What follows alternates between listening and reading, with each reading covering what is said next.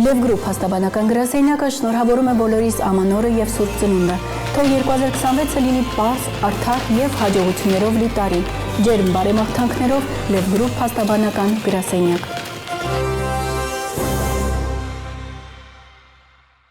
Բարև ձեզ բարեկամներ, նորից Փակ TV-ն է եթերում և նորից հերթական տեսանյութը մեր տեսադարանից, այս անգամ նորից լինել թե չլինել հեղինակային ծրագրից է դա վերցված։ Հայր Կոմիտասը կամ ինչպես ընդունված է ասել Կոմիտաս Վարդապետ Հովնանյանը մեր հոգևոր աշխարհի շատ հայտնի դեմքերից մեկն է եւ անկեղծ ասած ես շատ ուրախ եմ որ այդ անձնավորության հետ երկար տարիների բարեկամություն ենք անում։ Նրա հետ ցանկացած հանդիպում միշտ էլ շատ հետաքրքիր հետք է թողնում։ Ես հիմա առաջարկում եմ մեր ունկնդիրներին դիտել Կոմիտաս Վարդապետ Հովնանյանի հետ նկարահանած լինել թե չլինել իմ հեղինակային ծրագրի այդ հաղորդումը եւ կարծում եմ դուք էլ շատ հետաքրքիր ինֆորմացիա կունենաք ձեզ համար։ Դիտեք։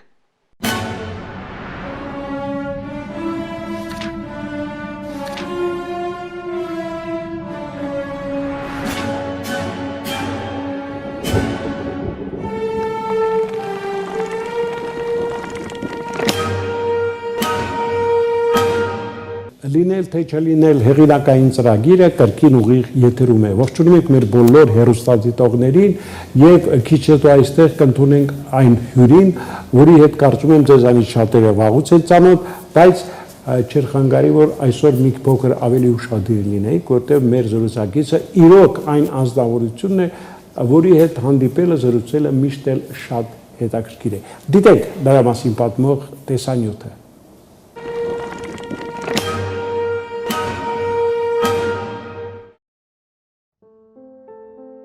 Կոմիտաս Վարդապետ Հովնանյանը ծնվել է Երևանում։ Ծնողները 1915 թվականի ջարդերի վերապրողներն էին, ովքեր ներգաղթել էին Հայաստան 1947 թվականին Լիբանանից։ Նա ավարտել է Մայրաթոր Սուրբ Էջմիածնի հոգևոր ճեմարանը, որից հետո Կոմիտասի անվան կոնսերվատորիայի խմբավարության բաժինը։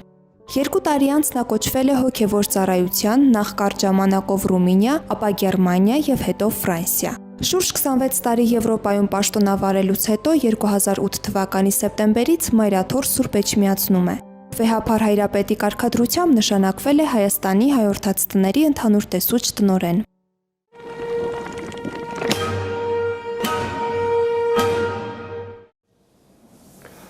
Բարեկամներ, հասկացաք, որ այսօր իրոք շատ հետաքրքիր անձնավորություն է մեզ հյուրընկալվել Սուրբ Էջմիածնից, մենք հյուրընկալել ենք Սուրբ Էջմիածնի միաբան Կոմիտաս Վարդապետ Հովնանյանին, մի անձնավորության, որի հետ կարծում եմ պիտի այսօր շատ ջերմ զրույց ունենանք։ Հայր Սուրբ, բարի գալուստ։ Ողջույն ձեզ։ Ինչպես եք ձեզ զգում մեր տաղավարով։ Հրաշալի, հրաշալի։ Հայրենիքում հրաշալի, տաղավարում հրաշալի, այնպես որ ամբողջացնում են մեկը մյուսին։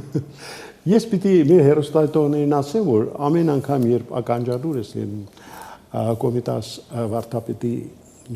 աղոթքներին, նրա անպատրաստի խոսքին, հասկանում ես, որ քո առջև կանգնած է բավականին ինքնատիպ, լուրջ մի անձնավորություն, հոգևորական, որից ոչ միայն կարելի է շատ բան սովորել, այլ որի հետ զրուցելը պարզապես հաճույք է պատճառում ցանկացած մարդու։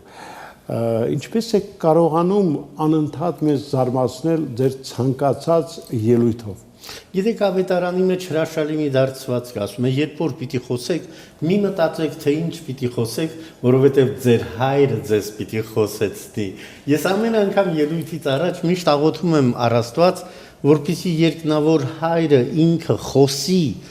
ինքը միտք տա ինձ ասելու այն, ինչ ես կուզենայի ասել իմ ժողովրդին, իմ կյանքի իմաստը եւ նշանակությունը եղել է որպես հոգեվորական ծառայել իմ ժողովրդին եւ ես ուր որ եղել եմ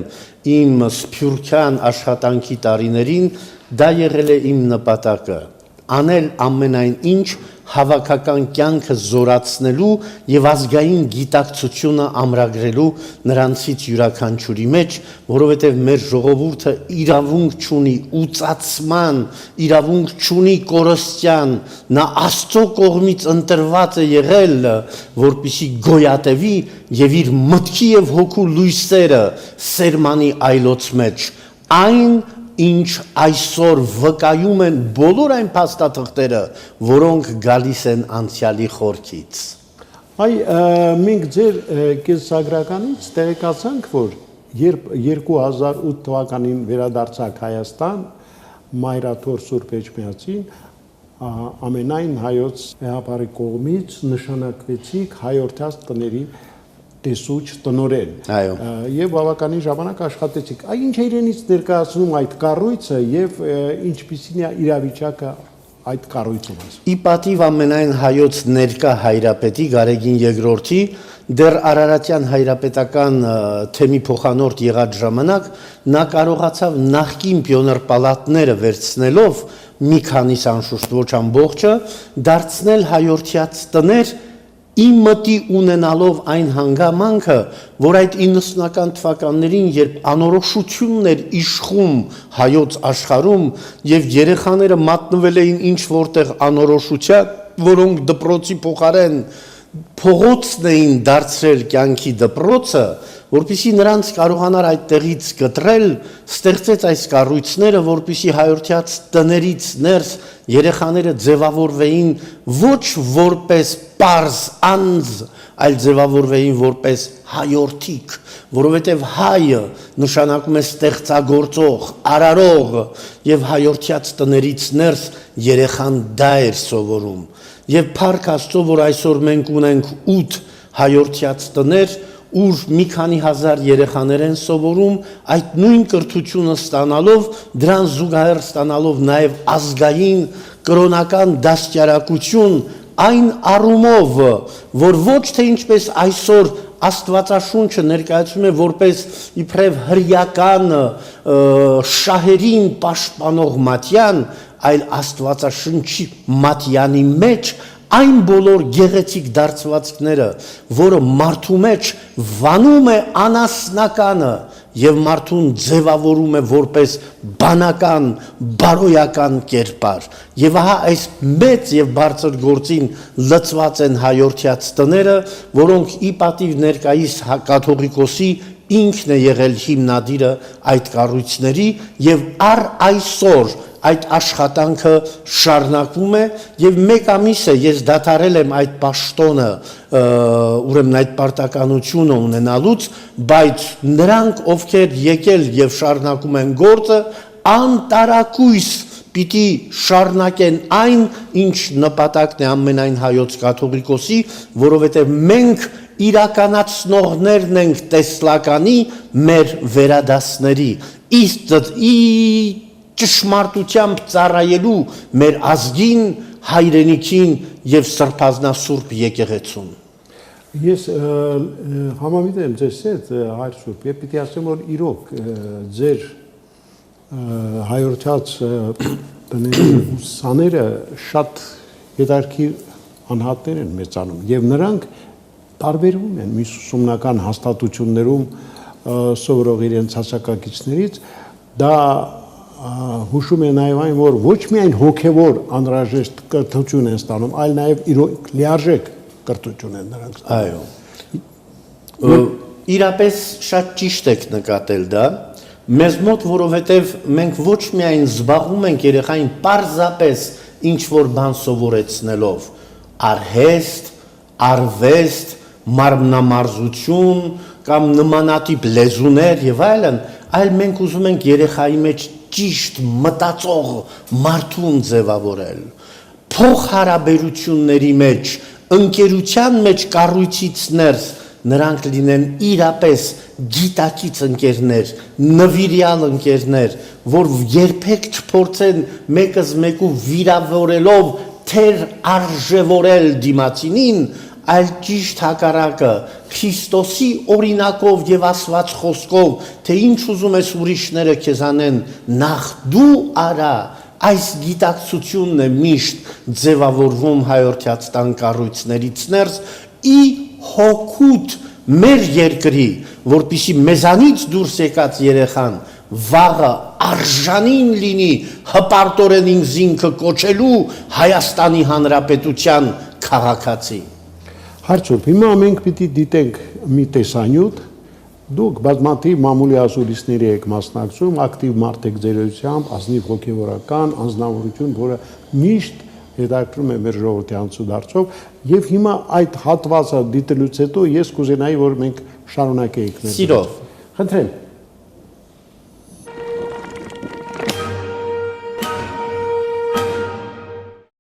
Հայերը շատ էմոցիոնալ ժողովուրդ է, մինչև միտեղ, դրանից հետո գալիս է իրոք նահատակվելու պատրաստ, հողը պաշտպանելու գիտակցությունը, այս ադի նահատակ։ Ես կարծում եմ մեր հեռուստաընկերություններն էլ կհասկանան, որ վերջապես այդ գողական արժեքների պրոպագանդայով չէ, որ մենք ազգ պիտի ձևավորենք, այլ մենք ազգ պիտի ձևավորվենք նվիրվածների բանակ ձևավորելով, ազգասերների, հայրենասերների բանակ ձևավորելով, որպեսզի մեր ֆիլմը, սերիալ բանակում ոչ թե լինի ցինիզմին համարժեք մի բան, ցույց տալու բանակու անբանակի անորակությունը, այլ ճիշտ հակառակ։ Այնտեղ պիտի լինեն այն տղաները ներկայացված, որոնք մինչև վերջին վարկյանը մարտի թշնամու դեմ պայքարեցին եւ վերջում թշնամուն եւ իրենց միասին պայթեցրեցին, սա է հայ զինվորի կերպարը, եւ եթե բանակում պիտի ցույց տան, սա պիտի ցույց տան, եւ ոչ թե ցինիկությունը կամ խեղաթյուրումը բանակի իրական դեմքի։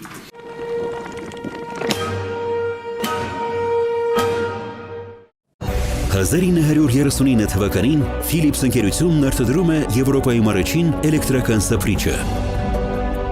Նիդերլանդական Philips ընկերության պաշտոնական գործընկեր Vega։ Հարցուր, ես պիտի ասեմ, որ հայ զինվորին, հայ բանակին մենք դեռ պիտի անդրադառնանք, խոսենք, բայց չեք գտնում, որ այսօր մեր հայ առաքելական եկեղեցին հայտնվել է մի մարտադաշտում, որտեղ կան եւ տեսանելի եւ անտեսանելի հակառակորդ։ Դա միշտ է եղել։ Հայ եկեղեցին, Հայաստանյայց եկեղեցին, դա ձևավորողն է հայ մարդու կերպարի։ Չգիտես ինչու այսօր կան մարդիկ, նույնիսկ մտավորականներ, որոնք բազմած պայքարի, չի ասի, գիտեք, ձին, ավելի ավանակը փորձում են հայ եկեղեցին նվաստացնել պատմական իր խաղացած բարձր դերից ցած իջեցնելով։ Չմոռանանք մեկ բան, հայ իշխանների ապիկարությունը վերագրել հայ եկեղեցուն, պետք չէ այդպիսի այդ կետ նվաստացնել։ Դեռ Սահակ Պարթևը, երբ որ Արտաշես 5-րդի համար ասում էր, ես իմ հիվանդ ոչխարը ուրիշի առողջ գայլի հետ չեմ փոխի, սա ցույց է տալիս, թե հայ եկեղեցին միշտ ինչ մոտեցումով էր խնդիրներին դիտում, նայում, անշուշտ ամբողջ 1700 տարվա մեջ, եթե մենք ունեցել ենք մի Պետրոս գետադարձ, դա չի նշանակում, որ մենք ամբողջ 1700-ամյակը պիտի նետենք մեկում եւ կենտրոնանանք նրա վրա։ Ես կարծում եմ այսօր հայ եկեղեցու դեմ պայքար կա, թե աղանդավորական շարժումներն են պայքարում դրա դեմ, թե անձինք, որոնք ինչպես ռուսներն են սիրում կոչել 5-րդ Շարասյան ներկայացուցիչները լինելով, նրանք ոչ թե մտածում են հոգուտ հայ ժողովրդի եւ ուժ տալ նրա հոգեվոր աղբյուրին Հայաստանյայց առաքելական եկեղեցուն, այլ ճիշտ հակառակը նվաստացնելով Հայաստանյայց առաքելական եկեղեցին այլանդակել եւ այլասերել հայ մարդու կերպարը, այն ինչ տարիներ շարունակ փորձվում էր այդ գենդերական կոչված շարժման միջոցով այլասերել եւ անբարոյական աստիճանի հարցնել մեր ժողովրդի կերպարը, այն ինչ որ որոշ մոդեռն իբրև անձնավորություն փորձում են չարթու բառը օգտագործելով հայ մարդու մեջից մերցնել ավանդապահությունը, ավանդական կերպարը։ Ես կարծում եմ հայ եկեղեցին ատամներով մենք պարտավոր ենք պաշտպանել, քանզի նա է մեզ 1000 տարի ամեն տեսակի առհավիրքներից փրկել, երբ մենք պետականություն չունենալով կարողացել ենք որպես ազգ գոյատևել, ի տարբերություն այլոց, որոնք թե պետականություն չունեցան, եւ թե չունեցան ազգային ոգի ու դեմք։ Հարցուր, տեսեք, ես ասացի, որ բոլորիս շատ ուրախացնում է այն իրողությունը, որ բավականին սերտ է համագործակցությունը մեր ազգային բանակի, մեր զինվորի ու եկեղեցու միջև։ Եվ օրեցօր դա զգացվում է։ Եվ մենք հասկանում ենք, որ այն բացը, որ եղել է խորհրդային տարիներին, հիմա փորձում է այդ բացը իհարկե ծածկել ավելի այսպես ակտիվ աշխատանքով։ Այ անձամբ դուք ինչ կարող եք ասել այդ մասին։ Ես ես անկեղծ ասեմ, ես հիացած եմ կառավարական վերին աստիճաններին կանգնած մարդկանց որոշումով, որ թույլ տվեց հայ եկեղեցին մտնի հայոց բանակ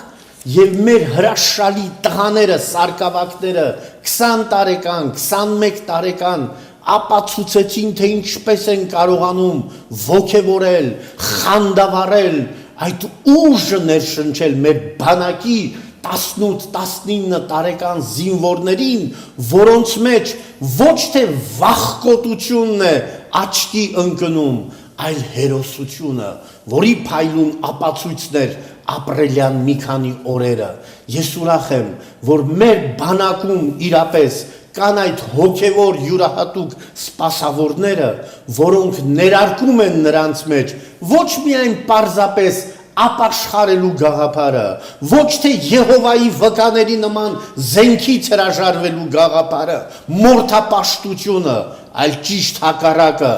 մահ իմացյալ, անմահությունը դարձրած նշանաբան ձևավորում են այսօրվա հայ երիտասարդին, որի համար հայրենի ամեն մեկ թիզ հողը ավելի արժեք ունի, քան իր իսկ անձնական կյանքը, եւ ես հպարտ եմ, որ մենք ունենք այսպիսի բանակ եւ այդ հրաշալի բանակում ծառայող հրաշալի հոգևոր սպասավորներ։ Սիրելի բարեկամներ, ես պիտի հիշեցնեմ, որ մեր հյուրն է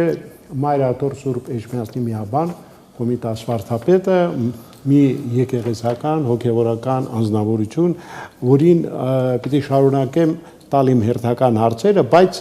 նախ կարդամ ձեր մտքերից մի քանիսը։ Անշուշտ այսօր մեր եկեղեցին գիտակից հավատացյալների կարիք ունի, քանզի միայն հոգևոր արժեքներն են ձևավորում ազգային այն ընկալումը, առանց որի այսօր խոսել հայաստանյան հավատացյալների մասին պարզապես շատ դժվար կլինի։ Սրանք ձեր մտքերն են, խնդրեմ մի փոքր ավելի այսպես մանրամասն։ Գիտեք, ես երբ որ ասում եմ գիտակից հավատացյալ, նկատի ունեմ անձը, որի համար հավատքը ընկալված է որպես գաղափար եւ այն վերածված էյության։ Հավատքը չի կարող ձևի մեջ ամփոփվել։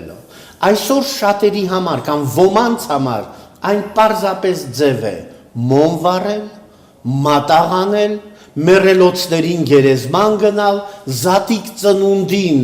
բրինձով փլավ ուտել, չգիտեմ ձուկ ուտել եւ այլն։ Սա ձևն է։ Գիտակցությունը նշանակում է մի արա այն, ինչ որ չես ուզում ուրիշները քեզ անեն, ներիր, եթե ուզում ես ներված լինել, ամեն մարդու մեջ տես նրան, ով քո եղբայրն է որպես ազգակից, ամեն մարդուն քո ողորմությունը տուր, որպեսզի Աստծուց ողորմություն ստանաս։ Ուրեմն կարևորագույն գաղափարները քրիստոնեական արժեհամակարգի դարձնելով մեր կյանքի իմաստն ու նշանակությունը, այդ ժամանակ է, որ մենք կունենանք գիտակից հավատացյալներ, որոնք կձևավորեն փայլուն եւ լուսե ապագա մեր ազգային փոխհարաբերության մեջ։ Այսօր տեսեք, այնուամենայնիվ այսօր մամուլում շատ հաճախ կարող են կարդալ եկեղեցու, այսպես ասենք, փնովող նյութեր։ Շատ հաճախ նույնիսկ էկրաններին կարող ենք տեսնել այնպիսի տեսանյութեր, որոնք պատիվ չեն բերում մեր եկեղեցուն, հայ առաքելական եկեղեցուն։ հայտնվել են մարդիկ, որոնք այս կամ այն կերպ փորձում են ցեղ շպրտել եկեղեցու դեպքին։ Բայց ես կարծում եմ, որ եկեղեցին էլ պետք է այդ հարցում ավելի այսպես արժանի հակահարված հասցնի նման մաս։ Շատ ճիշտ։ Ուրեմն պետք է ասել, որ նման անձանց ամեն անգամ յուրովի հակահարված հասցվել է։ Երբ մեր մտավորականներից ոմանք, չեմ ուզում անուններ տալ, փորձեցին նվաստացնել հայ եկեղեցու դերը եւ ասեցին, որ հայ ժողովրդի կործանման, իմասնավորի, հայ պետականության կործանման պատճառը եղել է հայ առաքելական եկեղեցին, գիտեք, երբ լսեցի դա, ափ իբերան էի մնացել, թե ինչքան մարդ պետք է տգետ լինի, ինչքան անգրագետ լինի, որ մոռանա բոլոր այն կարևոր գործը կամ գործերը, որոնք խաղացել են հայ հոգևորականները պատմության մեջ, այն, որ Սահակ Պարթևի եւ Մեսրոպ Մաշտոցի շնորհիվ մենք ունեցանք գիր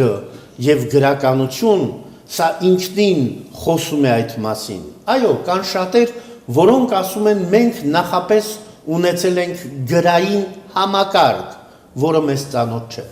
Մենք առ այսօր ոչ մեկ հստակ փաստեր չունենք այդ մասին։ Մեղադրվում է, թե Գրիգոր Լուսավորիչը կործանեց ամենայն ինչ։ Եթե Գրիգոր Լուսավորիչը մենակ կարող էր ամբողջ Հայաստան աշխարհը տապալել, ուրեմն հալալ լինի իրեն։ Նշանակում է մնացածները դեմք ու դիմագիծ չունեին ազգային, գիտակցությունը չունեին, որ մի հոգի կարող էր ամենայն ինչ տապալել։ Ես չեմ կարծում, որ մենք մեղադրելով մեր սրբություն սրբոցը կարող ենք ինչ-որ տեղ հասնել։ Շատերը կան այսօր, որ փառաբանում են անցյալը։ Ես էլ եմ փառաբանում մեր անցյալը, բայց Արտաշեսյան դինաստիայից հետո ինչու այդ հեթանոս անցյալը չկարողացավ այնպես ձևավորել հայոց աշխարհը, որ մեր գահին չբազմեին պարսիկ արշակունիները, այլ բազմեր հայ ժողովրդի ինչ-որ իշխանական տուն եւ հոգուտ հայ ժողովրդին ծառայեր։ Ուրեմն հարցեր են սրանք, մեղադրանքը ամենադյուրին բանն է, բայց մեղադրելուց առաջ նախ քննենք, հետո նոր փորձենք դատել։ Նման մարդիկ կարծում եմ պարզապես դատում են նվաստացնելու համար հայ մարդու էության մեջ հայ եկեղեցու դերը, որը ճիշտ չէ եւ նույնիսկ կարծում եմ բարոյական չէ։ Գիտեք, մեր եկեղեցին, ինչպես եւ մեր ազգը կանգնած է լուրջ փորձությունների առջեւ։ Մենք գիտենք, որ 1700 տարուց ավելի հայ եկեղեցին այսպես ծառայել է իր ժողովրդին, ամեն ինչ արել է ելնելով հայ ժողովրդի շահերից։ Խորհրդային տարիներին իհարկե փորձ արվեց եւ նվաստացրեցին, չէ՞, մեր շատ հոգեվորականների, անգամ եթե հիշում եք Իջմիածնում խեղտամա արվեց կաթողիկոս Խորեն Մուրադ Բեկյան 1938 թվականին։ Ահավոր տարիներ են, Ստալինի այդ կուլտի տարիները, երբ ամեն ինչ մի բառ անգամ սխալ օգտագործելու դեպքում հազարավոր, տասնյակ հազարավոր մարդիկ կարող էին աքսորվել, գնդակահարվել։ Դաժան մի շրջան էր եւ եկեղեցականներն են այդ տարիներին շատ տուժվեցին։ Միայն այն բանից հետո, որ հաջողվեց պատերազմի տարիներին մեր արքեպիսկոպոսներից Չորեքչյանի շնորհիվ կազմել մի տանկային շարաշուն ստեղծել սփյուռքահայության օգնությամբ, ասես խորհրդային իշխանությունները գնացին ընթառաջ եւ թույլ տվեցին, որ բացվի Իջմիածնի մեր մայր տաճարը եկեղեցին։ Այնուամենայնիվ, չնայած այդ բոլոր դժվարություններին, մեր եկեղեցին կարողացավ մնալ կանգուն եւ լինել մի ժողովրդի կողքին։ Այդ խորհրդային տարիները դուք ինչպես եք բնութագրում։ Գիտեք, ես կարծում եմ պետք է հասկանալով մոտենալ, որովհետեւ եթե գալիս է նոր գաղափարախոսություն, նոր գաղափարախոսությունը չի ուզում թույլ տալ հին գաղափարախոսությունը իր կողքին գոյատևի։ Անպայման պառակտում պիտի լինի։ Հետևաբար նրանք արեցին ամեն ինչ արմատախիլ անել հին գաղափարախոսությունը եւ տեղը դնել ոչինչ ասող նոր գաղափարախոսություն, անաստվածության վրա հիմնված, լոզունգների վրա հիմնված ինչ որ գաղափարախոսություն, որը ժամանակը ցույց տվեց իր ապարդյունությունը։ Եվ այն, որ այդ ժամանակահատվածում մարդիկ կուրացած չգնահատեցին հայ եկեղեցու դերը, այն, որ ընդհանուր բազմազ երկրի ղեկավարությունը շատ լավ իմանալով հայ եկեղեցու դերը հայ ժողովրդի կյանքում,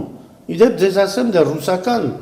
ցարական ժամանակաշրջանում ժանդարմերիան հատուկ ինֆորմացիա էր հաղորդում հայ եկեղեցու կարևորագույն դերի մասին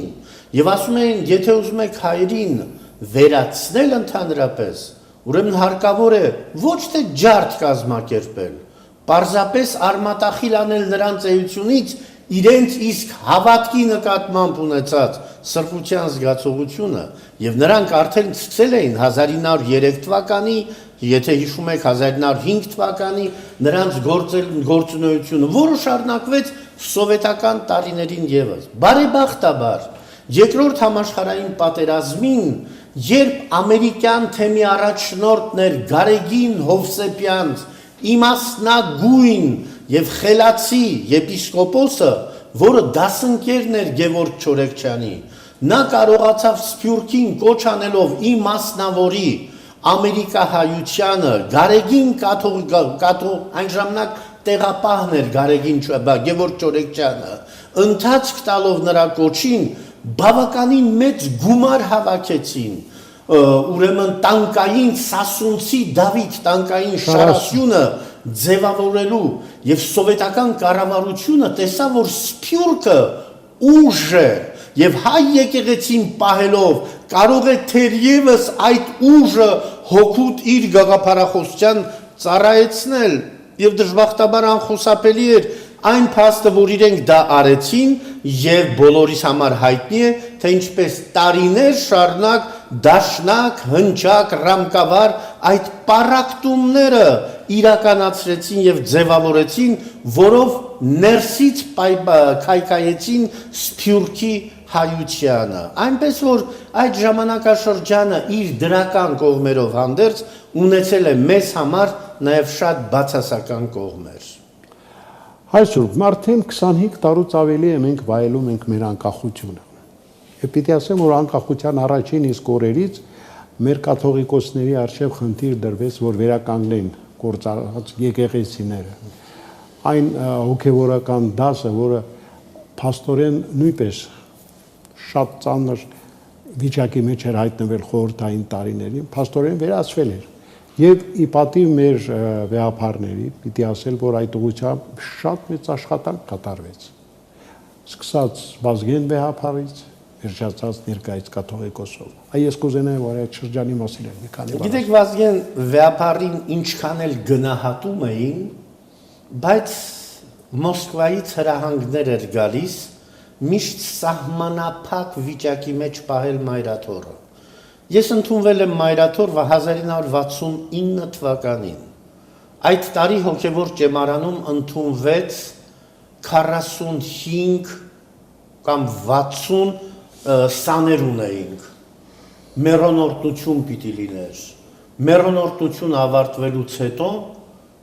սաների թիվը իջեցրեցին 22-ի։ Սա նշանակում էր, որ չէր կարող մայրաթոռը ազատորեն ունենալ այնքան սան, որքան ինքը կարիք ուներ պատրաստելու համար։ Եվ պիտի ասել շատ մեծ հնարավորություններ էր տրվում կամ կարևորություն էր տրվում դրսից եկած ուսանողներին, Սփյուռքից իմաստնավորի, որովհետև մեզ մոտ սովորողներին, հայաստանցի ուսանողներին բանակի տարիքը երբ որ մոտենում էր, նրանց բոլորին ուղարկում էին բանակ ծառայելու։ Ես 2 տարի ծառայել եմ Սվերլովսկում, հայկական բանակում, 73-75 թվականներին։ Խորհրդային բանակում։ Այո, խորհրդային բանակում։ Ուրեմն այդ տարիների ընթացքում մարդիկ կային, որոնք բանակից վերադառնում շարունակում էին ուսումը։ Մարդիկ կային, որոնք բանակից վերադառնալուց հետո այլևս չէին ուզում ուսումը շարունակել։ Հետևաբար սա էլ էր հատուկ ծրագիր։ Պիտի ասել անկախությունից հետո ի փառս մեր կառավարության նրանք շատ ազնիվ եւ մեծահոգի գտնվեցին հնարավորություն տալով մայրաթոր Սուրբ Էջմիածնին ունենալու այնքան աշակերտ, որքան ինքը կամենում էր։ Եվ պիտի ասել փառք ներկայիս մեր հայրապետին հայոց, որը կարողացավ այդ ժամանակահատվածում ձևավորել Վազգենյան ճեմարանը Սևանի, Կեչարիսի վանքը, ձևավորել Գևորգյան ճեմարանը այնպես, որ նա այսօր պետական ստատուս ունի։ Ուրեմն մենք այսօր իրապես կարիք ունենք հոգևոր դասի, որոնք կարողանան առաջքը առնել ամեն տեսակ աղանդավորական շարժումների, որոնք սնկի նման աճում են մեր եկեղեցում։ Եվ երբեմն այնպիսի քարոզչություններ են իրականացնում, որ մտածում ես ինչ կապ ունի քրիստոնեությունը այս մարդկանց իրականացրած քարոզչության հետ, որը շատ ավելի շոյ է, քան աստվածպաշտություն։ Ուրեմն ես կարծում եմ ամենայն հայոց կաթողիկոսին ներկայիս եւ հետագա բոլոր մեր կաթողիկոսների առջև դրված պիտի լինի այդ հարցը, այնպիսի սերունդ պատրաստել, որ հայ ժողովուրդը երբեք խնդիր եւ դժվարություն չունենա հոգևոր սնունդ ստանալու իր մայր եկեղեցում եւ երբեք կարիքը չունենա դիմելու այլոց ծառայություններին։ Հիմա տեսեք, մենք պիտի եւս մեկ տեսանյութ դիտենք, որից հետո ունեմ եւս մի քանի հարցեր։ Չեք առարկում։ Խնդրեմ սիրով։ Դե ուրեմն դիտենք։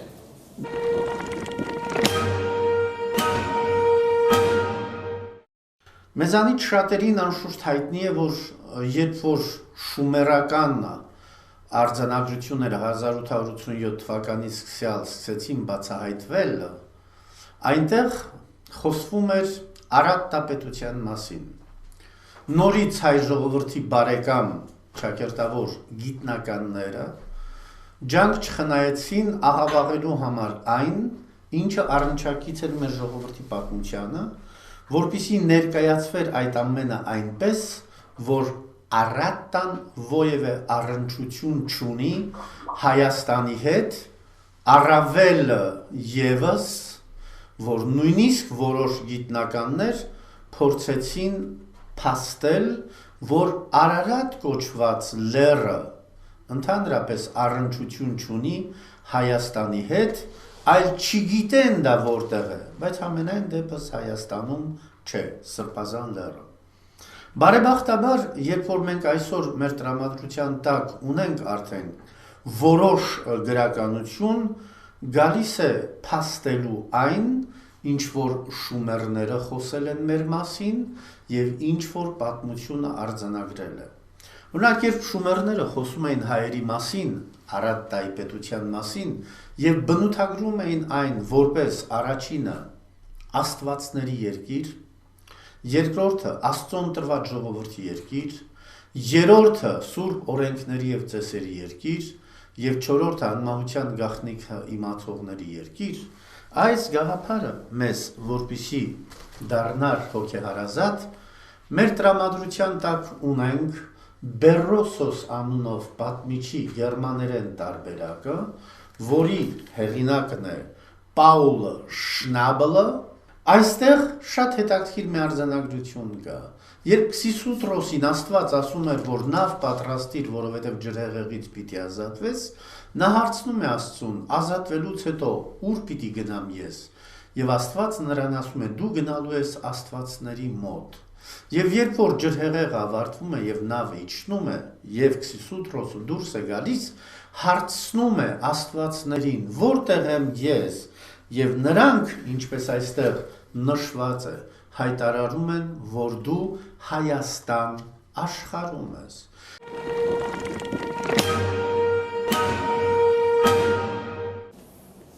Արգոմենտաս հիշեցիք այս Անշուշտ։ Շատ կարևոր են նման ելույթները։ Բայց իրականությունն է, դա որ մեր ժողովուրդը չգիտես ինչու անտեղյակ է այս ամենից։ Այո, եւ դրա կարիքը շատ կա։ Բերրոսոսին անդրադարձել է միայն իմ շատ սիրելի բարեկամ Արտակ Մովսիսյանը, ոչ մեկ գիտնական այդ մասին չի խոսում։ Ոչ ոք չեն խոսում մանեթոնի մասին, որը բացառիկ տեղեկություններ է փոխանցել հայերի մասին։ Ոչ ոք չի խոսում այն երևույթի մասին, որ Արարատն դա Ուրարտու բարի ակադական տարբերակներ, որքան էլ երկիրը իրեն կոչում են Ուրարտու, բայց լեզվաբանական որոշ անալիզից հետո պարզ է դառնում, որ խոսքը Արարտայի մասին է, որովհետև ու հնչյունները միշտ էլ իրար զիջել են։ Օրինակ, մենք ասում ենք մենք, Արցախի բարբառով ասում են մունք, ասում ենք ջերմ ուկ, մինչդեռ բուն բառը ջերմ ակն է, աղբյուր իմաստով, ուրեմն ուն տալիս է ուն տալիս է եթե այս մոտուցումով մենք Ուրարտու բայի ուերը վերցանենք, դարձնենք ստանում ենք Արարտա, այսինքն դա ինչ որ Սամուել Քրամերը 1952 թվականին վերցանելով այդ անունը տվեց, մենք այսօր մեր կարևոր պատմական արժեքներին ընդհանրապես ուշադրություն չենք դարձնում, կարող են մեր պատմաբաններին եղել է ցույց եմ տվել, անունը չեմ ուզում տալ, կարևորագույն դեմքերից մեկը, երբ որ ասեցի բավարացիները հայկական ծագում ունեն, Հայաստանից գնացած ժողովուրդ են, մարդին ամոթանք տվեց, ասեց ինչպես կարող եք այդպիսի անհեթեթություն ասել, երբ իրեն գերմաներեն փաստաթղթերը ցույց տվեցի, փոխանակ ներողություն խնդրելու, որ ինձի վիրավորել է, մարդը ասեց հետո ինչ, սա շատ կարևոր է, Պարոն Ջան, ես կարծում եմ մենք վերջապես պետք է անպայման մեր պատմական արժեքների վրա ուշադրություն դարձնենք։ Նայեք հрьяաներ ինչպես են կարճած ավետարանի ամեն մեկ տառին, ամեն մեկ բառին։ Իսկ մենք անտեսում եւ արհամարում ենք պատմության այն բացառիկ էջերը, որոնք գալիս են ցույց տալու հայ մարդու իրական դեմքը, նրա մեծությունը, վեհությունը, բարձրությունը։ Այսօր չգիտես ինչու բոլորս խոսում ենք հայի տականքության մասին, հայերը դավաճան են, հայերը վախկոտ են, հայերը չգիտեմ ինչ են, այդպիսի հայ չկա, նման հայը ինձ համար նա է, ում մեծ մայրիկին, չգիտեմ քույրիկին եւ այլն, թուրքերն ու քյուրդերը բռնաբարել են եւ նրանցից ծնվել են նման տականքներ, իրական հայը դա բարոյական կերպար է եղել, երբ որ կարդում եք Roland's Lied, das Roland's Lied, Chanson de Roland, 7779 համարում, երբ որ Կարլ Մեծը խոսում էր հայկական ծագում ունեցող Բավարիայի իշխան Նայիմեսի մասին, ասում է Աստված քեզ ուղարկեց իբրև ինձ օգնական հավատարիմ Հայոստան աշխարից, սա է եղել հայ մարդու կերպարը։ Մենք այսօր այս գիտակցությունը մեր մեջ պիտի ամրագրենք, որ ամեն մեկ հայ իմանա ով է ինքը իրականի մեջ, որ ինքը ոչ թե տականք է, այլ ինքը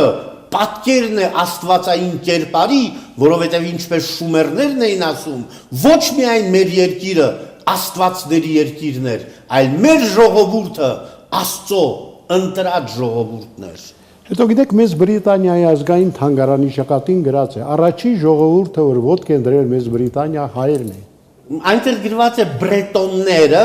որոնք եկել են Հայաստանից։ Գիտեք, ես ձեզ ասեմ, Ֆրանսիայում եղած ժամանակ ես գնեցի բրետոներեն եւ ֆրանսերեն բառարան։ Միայն ատառի տակ բրետոներեն լեզվի մեջ 33 հատ հայերեն բառ կա։ Աղվոր, աղվորիկիս, այսքան, այդքան, բոլորը բրետոներեն բառեր են, արջ, բրետոներեն բառեր է, բազում, ամբողջ խնդիրը դրանումն է, բոլոր այն քրոնիկները, որոնք գոյություն են, բավարական քրոնիկները, օրինակ 1492 թվականի նշանավոր Վայթ Արնպեկի քրոնիկը կա, քրոնիկում Բայո Արիորում, այնտեղ նշված է, որ Բայո Արիուս անունով հայոց իշխանը